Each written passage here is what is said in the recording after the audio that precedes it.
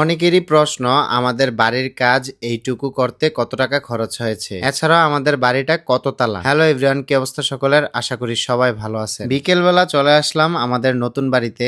আমাদের দ্বিতীয় তলার ছাদের কাজ কতটুকু হলো এবং কি কি কাজ আজকে হচ্ছে সেটাই দেখবো। সাইফান এত ভালোভাবে এই বাড়িটা চিনে গেছে যে এখানে আসলে সাইফান আমাদেরকে রেখে একা একাই চলে আসে। সেও এতদিনে বুঝে গেছে যে এটা আমাদের নতুন বাড়ি, আর এই বাড়িটার জন্যই শুরু থেকে এখন পর্যন্ত আমরা অনেক কষ্ট করে যাচ্ছি। বিশেষ করে আমাদের এই নতুন বাড়ির গ্যারেজটা হওয়া খুব জরুরি। এই গ্যারেজটা কমপ্লিট হয়ে গেলে আমরা আমাদের গাড়িটাও এই গ্যারেজে রাখতে পারবো। গাড়ি রাখার কথা আগে থেকে চিন্তা করে আমরা নিচতলায় 3 ইউনিটের পরিবর্তে 2 ইউনিট করছি। তাছাড়া এমনিতেও নিচতলায় পার্কিং না থাকলে বাড়িটাকে দেখতেও সুন্দর লাগবে না। আজকে কিন্তু সাইফানকে আমরা কোলে নিয়ে আসি নাই। রাস্তার মাথা থেকে শুরু করে এখান অবধি সে নিজে নিজে তার পায়ে হেঁটে আসছে। সিঁড়ি দিয়েও ওঠার সময় তাকে আমি কোলে নিয়ে ওঠাতে পারতেছি না, সে নাকি একা একাই উপরে উঠবে। প্রথমে সে ভাবছিল একা একাই উঠে যাবে, কিন্তু পরে দেখতেছে যে বাবার সাহায্য ছাড়া উপরে ওঠা কোনোভাবেই সম্ভব না। দেন আমি তাকে হাত ধরে সিঁড়ি দিয়ে বেয়ে উপরে নিয়ে আসলাম। আমাদের এই বাড়ির সম্পূর্ণ দায়িত্ব কিন্তু আমার বাবার উপর। কোন দিন কি কাজ এবং কতটুকু হচ্ছে সবকিছুই সে দেখাশোনা করে। আজকে এসে দেখতেছি যে উপরতলার যে পিলার গুলো হবে সেই পিলার গুলোর রড গুলো ঝালাই দেওয়া হচ্ছে। অনেকে হয়তো এভাবে ঝালাই করে না, আবার অনেকে করে। আমার কাছে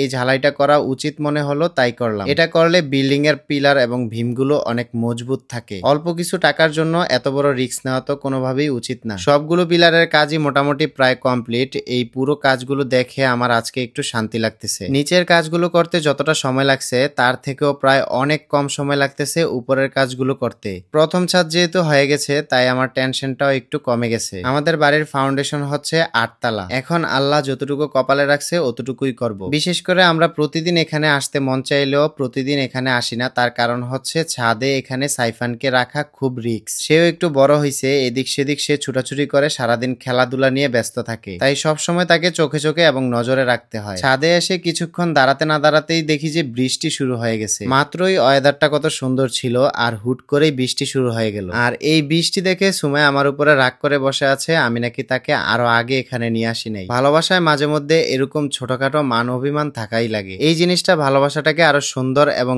গভীর করে তোলে। আর তার প্রতি আমার ভালোবাসা দিন দিন শুধু বেড়েই চলেছে, কখনো এই ভালোবাসা কমবেও না। নিচতলায় সম্পূর্ণ শাটারিং এর বাঁশের কারণে আমরা ঠিকঠাক মতো দাঁড়াতেও পারতেছি না। তারপরও ভেবে খুব শান্তি লাগতেছে যে আমাদের প্রথম তলার ছাদ হয়ে গেছে এবং সেই ছাদের নিচেই আমরা বসে আছি। সুমাইয়াও বসে অপেক্ষা করতেছে কখন বৃষ্টিটা থামবে আর সে ছাদে গিয়ে একটু সময় কাটাবে। সুমাইয়ার কথা ভেবে হয়তো বৃষ্টিটাও একটু পর সাথে সাথে থেমে গেছে। তারপর আমরা আবারও ছাদের মধ্যে চলে আসলাম আর এখন ছাদটাকে দেখতে আরো বেশি সুন্দর লাগতেছে। প্রতিবারই এখানে আসলে সুমাইয়া আর আমি কোনোভাবেই এখান থেকে যেতে চাই না। এক কথায় বলতে পারেন এই জায়গাটাতে অনেকটা টান এবং ভালোবাসা তৈরি হয়ে গেছে। ইনশাল্লাহ খুব শীঘ্রই হয়তোবা আমাদের বাড়ির নিচতলার কাজ শুরু হবে। সবাই অবশ্যই আমাদের জন্য মন থেকে দোয়া করবেন এবং সাইফানকে দেখার সাথে সাথেই মাশাআল্লাহ লিখবেন। আজকে এই পর্যন্তই। সবাই ভালো থাকবেন, সুস্থ থাকবেন। আল্লাহ হাফেজ।